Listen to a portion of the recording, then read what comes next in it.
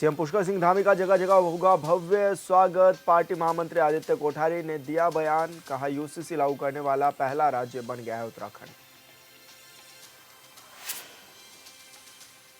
उत्तराखंड सरकार ने श्रद्धालुओं की सहायता के लिए जारी किया आपातकालीन हेल्पलाइन नंबर। प्रयागराज महाकुंभ में भगदड़ के बाद सरकार ने उठाया कदम।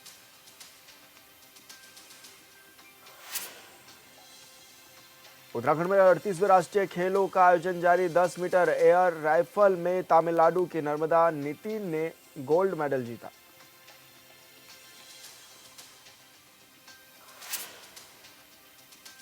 राष्ट्रीय खेलों के तहत हल्द्वानी में खो खो खेल प्रतियोगिता का आयोजन। पुरुष वर्ग में केरल की टीम ने उत्तराखंड को हराया।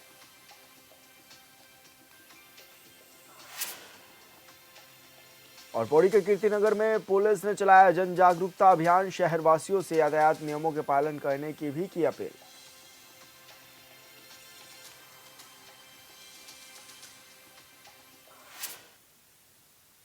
नमस्कार, हुनबिल टीवी देख रहे हैं आप। मैं हूं आपके साथ विशाल गर्ग। खबरों की शुरुआत करेंगे। उत्तराखंड में 27 जनवरी को समान नागरिक संहिता लागू हो गया है और अब उत्तराखंड के मुख्यमंत्री का पूरे प्रदेश में भव्य तरीके से स्वागत किया जाएगा। उत्तराखंड बीजेपी के प्रदेश महामंत्री आदित्य कोठारी ने कहा है कि उत्तराखंड यूसीसी लागू करने वाला पहला राज्य बन गया है और अब सीएम धामी का पूरे प्रदेश में भव्य और विशाल तरीके से स्वागत किया जाएगा। सीएम 3 फरवरी तक दिल्ली के चुनाव में व्यस्त हैं। उसके आते ही जगह जगह उनका स्वागत किया जाएगा। तो बड़ी खबर आपको बता भी रहे हैं, जहां पर बीजेपी ने कार्यक्रमों की रूपरेखा भी तैयार कर ली है और उत्तराखंड यूसीसी लागू करने वाला पहला राज्य भी बन गया है।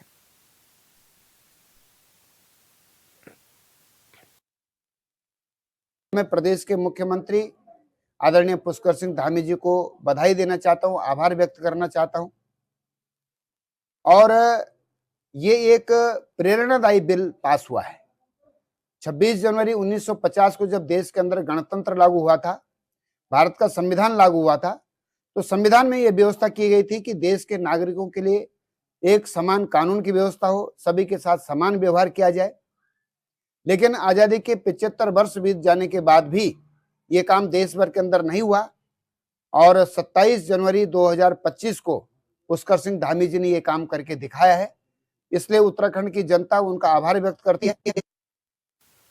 और संवाददाता अरुण सैनी हमारे साथ फोन लाइन पर जुड़ गए हैं। अरुण, क्या कुछ जानकारी मिल रही है, किस तरह से भव्य स्वागत की तैयारी की जा रही है बीजेपी की ओर से मुख्यमंत्री के लिए?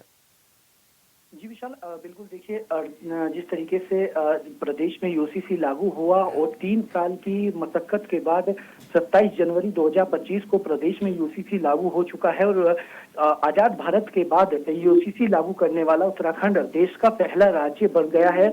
और जिस तरीके से लगातार यूसीसी को लेकर कार्य हुआ, जिस तरीके से मुख्यमंत्री पुष्कर सिंह धामी ने समय समय पर इसको लेकर बैठकें भी ली, इस पर पूरी निगरानी भी रखी, नजर भी रखी, तो ऐसे में अब यूसीसी प्रदेश में लागू हो चुका है। तो ऐसे में अब भारतीय जनता पार्टी जगह जगहों पर सीएम का स्वागत कार्यक्रम करेगी और भव्य तरीके से जो है सीएम का स्वागत किया जाएगा। और इसी के साथ साथ ही इसका मोटिव ये भी है कि यूसीसी जो प्रदेश में लागू हुआ है उसका प्रचार प्रसार भी जो है वो बड़े पैमाने पर प्रदेश में होगा। तो इस तरीके का बीजेपी अब कार्यक्रम तैयार कर रही है और अब आने वाले समय में इस तरीके के तमाम कार्यक्रम लगेंगे और अब जो है एक भव्य स्वागत जो है जगह जगह पर मुख्यमंत्री का बीजेपी जो है करने की तैयारी कर रही है। क्योंकि जिस तरीके से भारतीय जनता पार्टी ने अपने मैनिफेस्टो में भी 2022 में यूसीसी का जिक्र किया था और उन्होंने कहा था कि अगर विधानसभा चुनाव 2022 के भारतीय जनता पार्टी जीतती है तो प्रदेश में यूसीसी लागू करेगी। उसके बाद जो है मुख्यमंत्री पुष्कर सिंह धामी ने पहले ही कैबिनेट में जो है इसको लेकर के कमेटी गठित की थी, जिस कमेटी को ड्राफ्ट तैयार करने की जिम्मेदारी सौंपी गई थी। उसके बाद लगातार जिस तरीके से इस पर कार्य हुआ, जिस तरीके से लगातार यूसीसी पर कार्य भी हुआ, तो ऐसे में प्रदेश में यूसीसी लागू हो चुका है। और यूसीसी को लेकर के जिस तरीके से केंद्र सरकार ने भी मुख्यमंत्री पुष्कर सिंह धामी की सराहना की। अभी कुछ राष्ट्रीय खेलों के आयोजन के शुभारंभ में प्रधानमंत्री पहुंचे, उन्होंने भी यूसीसी को लेकर के मुख्यमंत्री की सराहना की और प्रदेश सरकार की सराहना की। इसी के साथ ही प्रदेशवासियों को बधाई भी दी। तो ऐसे में मुख्यमंत्री जिस तरीके से उनकी लोकप्रियता भी बढ़ी है इस तरीके के फैसलों को लेकर के, तो ऐसे में अब मुख्यमंत्री का स्वागत जो है भारतीय जनता पार्टी करने जा रही है और धीरे इसी तरीके से जो है तमाम कार्यक्रम अब होने हैं। लेकिन अरुण, जिस तरह से अभी 3 तारीख तक मुख्यमंत्री दिल्ली के चुनाव में भी व्यस्त हैं, ऐसे में यह भी देखा जा रहा है कि तमाम ताबड़तोड़ रैलियां जनसभा करते हुए भी धामी नजर आ रहे हैं और इस बीच अब उनके आते ही ये कार्यक्रम भी शुरू हो जाएंगे। तो कहां से इन कार्यक्रमों की शुरुआत होगी, कुछ जानकारी इसके बारे में भी मिल पाई है? जी विशाल, देखिए अभी ये इन्फॉर्मेशन सामने आई है और भारतीय जनता पार्टी के प्रदेश महामंत्री आदित्य कोठारी ने ये सूचना मीडिया से दी है और ऐसे में अब कार्यक्रम तमाम लगेंगे क्योंकि दिल्ली में भी मुख्यमंत्री पुष्कर सिंह धामी स्टार प्रचारक की भूमिका उन्हें दी गई है। दिल्ली में भी वो प्रचार प्रसार कर रहे हैं और लगातार रैलियां हो रही हैं। तो ऐसे में 5 फरवरी में दिल्ली में विधानसभा के चुनाव को लेकर मतदान होगा, तो उसके बाद किस तरीके से कार्यक्रम होते हैं और मुख्यमंत्री पुष्कर सिंह धामी भी जहां भी जाते हैं वो यूसीसी का जिक्र भी करते हैं और जो प्रदेश सरकार के द्वारा जो फैसले लिए गए, जो केंद्र सरकार की जो योजनाएं चल रही है उनका भी जिक्र करते हुए मुख्यमंत्री दिखाई देते हैं। ऐसे में अब क्या कुछ कार्यक्रम किस तरीके से तैयार किए जाते हैं, कहाँ कहाँ पर कार्यक्रम लगते हैं, कहाँ कहाँ पर मुख्यमंत्री का स्वागत होना है, यह तमाम चीजें देखने वाली होंगी। बिल्कुल अरुण, बहुत शुक्रिया आपका तमाम जानकारी साझा करने के लिए। 5 फरवरी को जेल से नैनीताल दुग्ध संघ की बैठक करने जा रहे दुग्ध संघ अध्यक्ष मुकेश बोरा को लेकर कांग्रेस ने बीजेपी पर निशाना साधा है। कांग्रेस प्रवक्ता शिषपाल बिष्ट ने कहा है कि पॉक्सो कोर्ट के आदेश पर नैनीताल दुग्ध संघ की बैठक हल्द्वानी कारागार में दुग्ध संघ के अध्यक्ष मुकेश बोरा करने जा रहे हैं।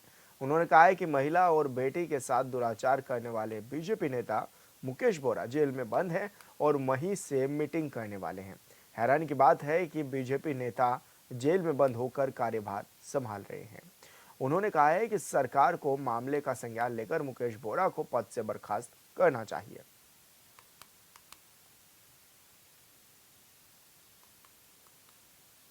मुकेश बोरा भारतीय जनता पार्टी के वरिष्ठ नेता और दुग्ध संघ के अध्यक्ष थे और उन्होंने एक महिला को नौकरी का झांसा दिया, बरसों तक उसके साथ दुराचार किया और उसी के साथ दुराचार नहीं किया, उसकी बेटी के साथ भी दुराचार का प्रयास किया। और जब महिला दुग्ध संघ के अध्यक्ष से परेशान हो गई तो उन्होंने पुलिस में कंप्लेन की। अब दुग्ध संघ के अध्यक्ष जो है जेल में बंद हैं और जेल से ही दुग्ध संघ के कार्य को संचालित कर रहे हैं। कोर्ट ने उन्हें जेल में ही बैठक करके दुग्ध संघ के कार्य को आगे बढ़ाने की अनुमति दी है। लेकिन आश्चर्य की बात है, एक जिम्मेदार जनप्रतिनिधि, भारतीय जनता पार्टी का वरिष्ठ नेता जेल से जो है दुग्ध संघ का कामकाज संभाल रहा है। ऐसी स्थितियां क्यों आई?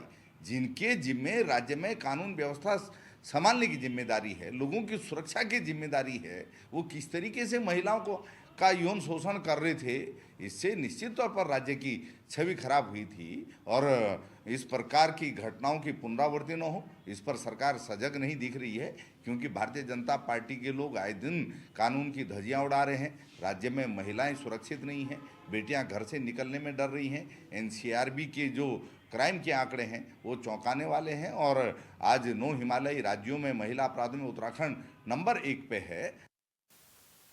और संवाददाता योगेश आर्या हमारे साथ फोन लाइन पर जुड़ गए हैं। योगेश, क्या कुछ जानकारी मिल रही है? किस तरह के आरोपों की राजनीति भी लगातार जारी होती हुई नजर आ रही है अब? हाँ देखिए, बिल्कुल विशाल, जिस पर देखा जाए कि नैनीताल दुग्ध संघ की मीटिंग जो है वो जेल से करने की बात सामने आ रही है और इसमें 5 तारीख को जो है जो दुग्ध संघ के अध्यक्ष मुकेश बोरा है वो हल्द्वानी जेल से बंद है और वहीं से जो है उन्होंने कोर्ट से आदेश पर जो है अब वो इसकी मीटिंग करने जा रहे हैं। तो ऐसे में इस पर जो है सियासत भी तेज हो गई है और अब इसको लेकर के जो कांग्रेस के प्रदेश प्रवक्ता हैं उन्होंने सवाल उठाया। उन्होंने कहा कि जिनके जिम्मे कानून व्यवस्था का जिम्मा है उन्हीं के नेता, उन्हीं की जनप्रतिनिधि जो है जेल में बंद है महिला यौन शोषण के मामले में और वो जेल से ही इस मीटिंग को करने जा रहे हैं। ऐसे में उनको बर्खास्त कर देना चाहिए सरकार को गंभीरता से, क्योंकि सरकार लगातार बेटी की सुरक्षा को लेकर बात करती है और ऐसे में जिस क्राइम की रिपोर्ट है वो बढ़ती हुई नजर आ रही है। तो ऐसे में सरकार को सोचने की आवश्यकता है कि सरकार नेता जो मामले में जेल में है तो उसके बावजूद वो वहीं से पूरे मामले को संचालित कर रहे हैं, उन पर कार्रवाई होनी चाहिए और नहीं किसी व्यक्ति को इसका अध्यक्ष बनना चाहिए। जी बिल्कुल योगेश, बहुत शुक्रिया आपका तमाम जानकारी साझा करने के लिए। गुरुवार को मिनी स्टेडियम हल्द्वानी में पुरुष फुटबॉल मैच का मुकाबला सर्विसेज और दिल्ली के बीच में हुआ है, जिसमें दिल्ली की टीम ने 2-1 से सर्विसेज टीम को हराकर जीत हासिल की है। इस दौरान मैच देखने वाले बच्चों में काफी उत्साह भी नजर आया। खिलाड़ियों का कहना है कि दोनों ही टीम गोल करने के लिए संघर्ष करती हुई नजर आई।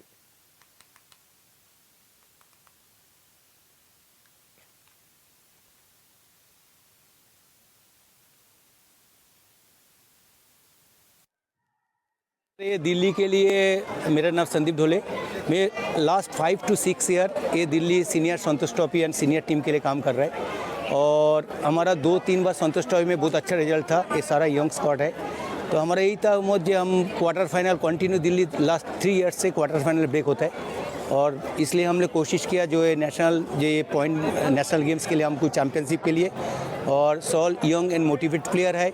हमने पहले भी संतोष ट्रॉफी में फर्स्ट राउंड में एंड सेकेंड राउंड क्वालिफाई किया और ये total credit to all players, सारे यंग प्लेयर्स है। कोई प्लेयर्स कमिंग में ISL भी खेलेंगे तो only for planning and youth development का प्रोग्राम से ये दिल्ली टीम आया। तो मैं ये बताना चाहता हूँ कि मैं बहुत खुश हूँ 3 पॉइंट लेके। Thanks to the team, thanks to the coaches and thanks to all the players और जो ट्रेनिंग हमने करी। आज हमने 3 पॉइंट लिए।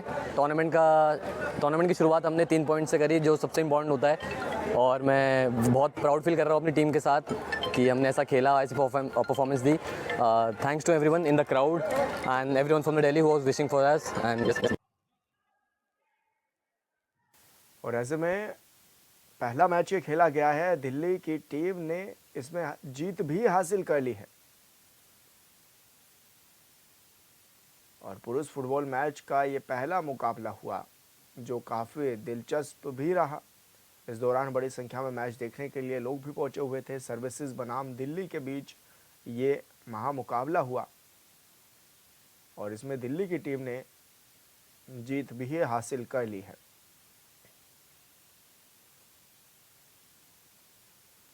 और हल्द्वानी में ये मैच खेला गया जहां पर पुरुष फुटबॉल मैच का मुकाबला हुआ है। पहला ये मुकाबला था और सर्विसेज बनाम दिल्ली के बीच में ये मुकाबला भी खेला गया है जहां दिल्ली की टीम ने सर्विसेज टीम को हराकर जीत अपने नाम की।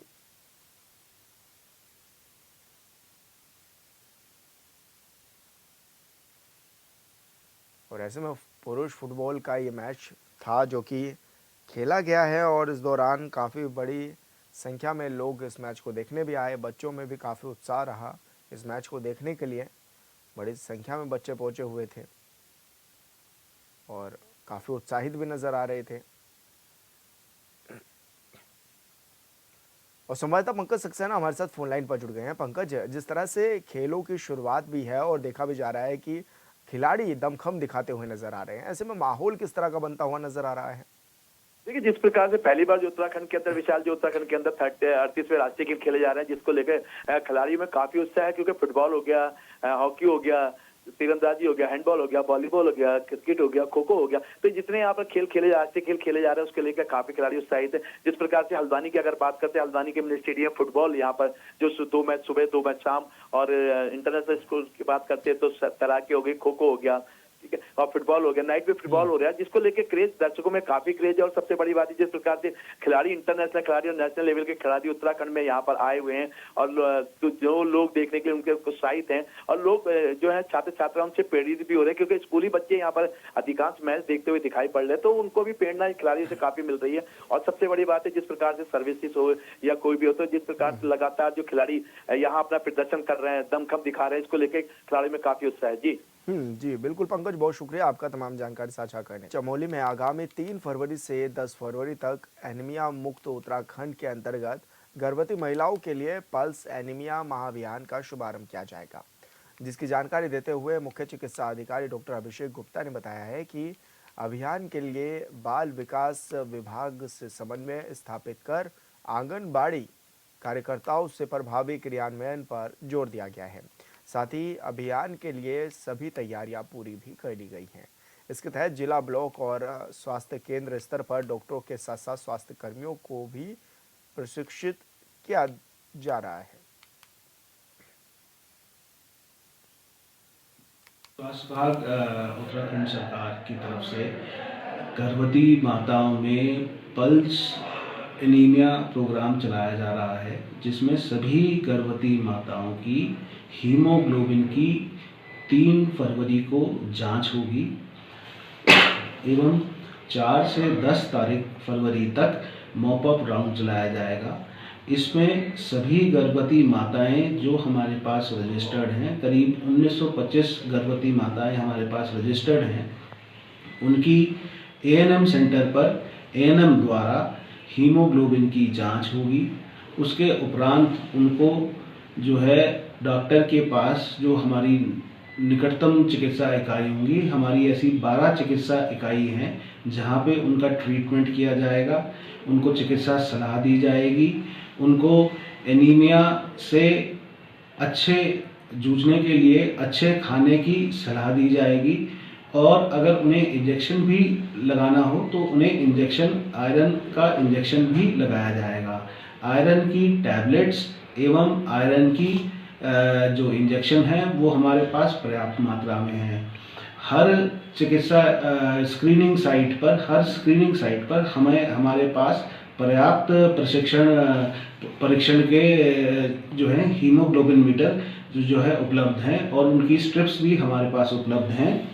वर्तमान में हमने 24 तारीख को हमने डिस्ट्रिक्ट लेवल जो है ट्रेनिंग कर ली थी, जिसमें मेडिकल अफसर, स्टाफ नर्स और एएनएम की ट्रेनिंग दी गई थी।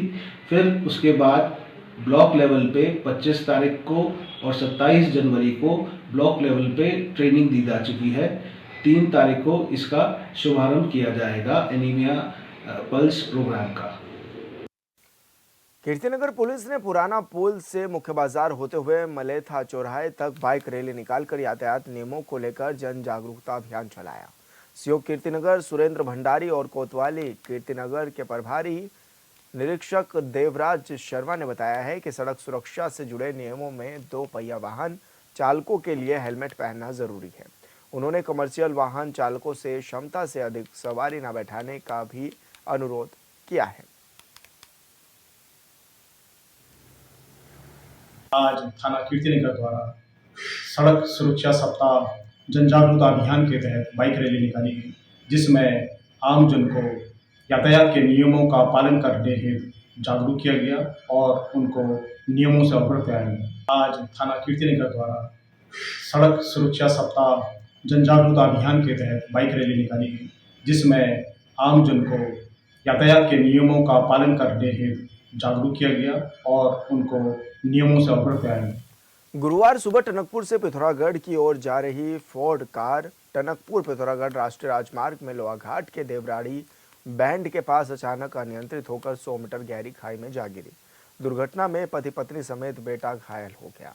सूचना पर पहुंचे थाने के एसएचओ अशोक कुमार सिंह ने 112 और फायर के साथ ही मौके पर पहुंच गए। इस दौरान रेस्क्यू टीम ने तीनों घायलों को कड़ी मशक्कत के बाद खाई से बाहर निकाल लिया है, जिनको अस्पताल में भर्ती भी कराया गया है।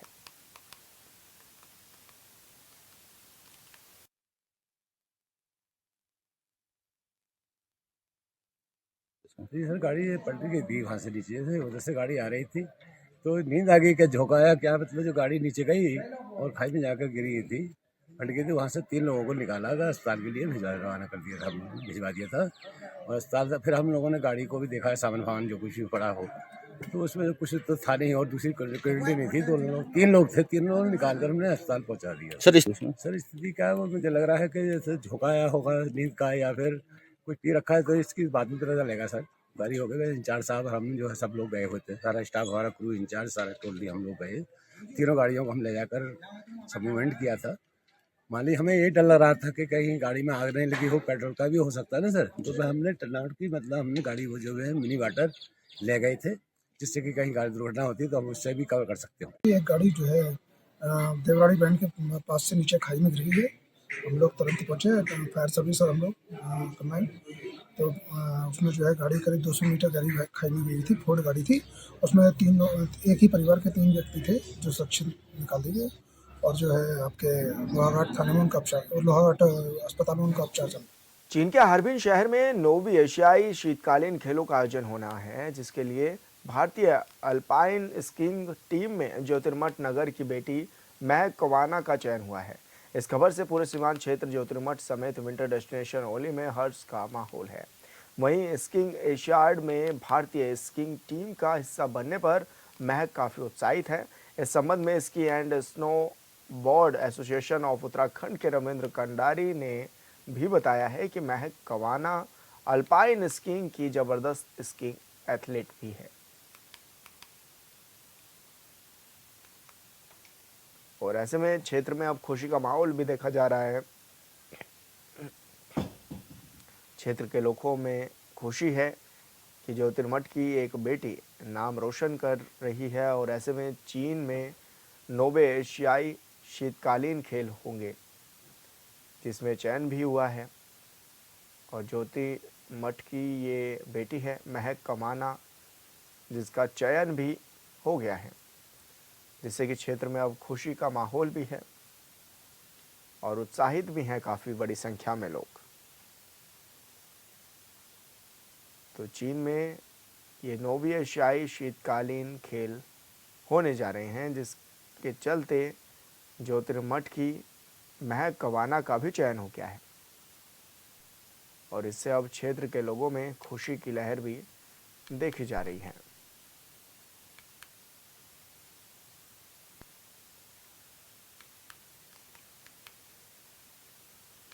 तो महक कवाना अल्पाइन स्कीइंग की ज़बरदस्त स्कीइंग एथलीट भी हैं और ऐसे में अब उनका चयन भी हो गया है।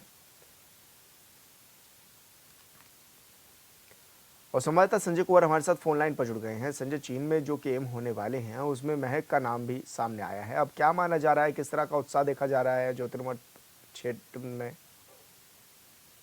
विशाल जी, देखिए जो आगामी 7 फरवरी से चीन के हार्मी शहर में जो इंटरनेशनल इवेंट होने जा रहे हैं, ये जो है 9वें एशियाई शीतकालीन खेल है और इनका आयोजन 7 से 14 फरवरी को होना है। और इसमें भारतीय टीम जो अल्पाइन स्कीइंग की टीम है उसमें उत्तराखंड की महक कवाना का भी चयन हुआ है और इसको लेकर के पूरे प्रदेश स्तर पे जो स्कीइंग प्रेमी है, जो स्कीइंग के खिलाड़ी हैं, कोचेज हैं और प्रशिक्षक है, सभी में काफी खुशी जो है आज जाहिर की। और अभी ओली स्लोप में जो विंटर गेम्स की तैयारियां कर रहे हैं खिलाड़ी, उन्होंने भी खुशी जताई है और पहले भी प्रेरणा स्रोत रही है महक कवाड़, क्योंकि देखिए किसान परिवार से ताल्लुक रखने वाले और अपने हुनर पे, अपने दम पे जो थुलेर की लकड़ियां होती है पहाड़ों में, तो उनकी खपचियों से जो ओली के ढलानों से स्कीइंग का एबीसीडी सीखने वाली महक जो है आज जो है चीन में एशियाई खेलों में भारत का प्रतिनिधित्व करेगी, तो अपने आप में गौरव वाली बात है। और इनके जो ये श्रेय इसका पूरा अपनी माँ को देती है, क्योंकि माँ के ही प्रोत्साहन पे जो है बेटी आज एशियाई खेलों में प्रतिनिधित्व कर रही है। तो इसको लेके जोशीमठ ही नहीं पूरे चमोली जनपद में खुशी की लहर है। और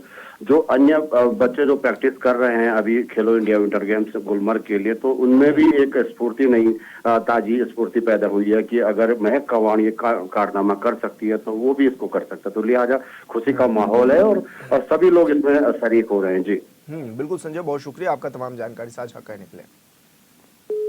और मेरे साथ इस बुलेटिन में इतना ही। आप देखते रहिए हॉर्नबिल टीवी। नमस्कार।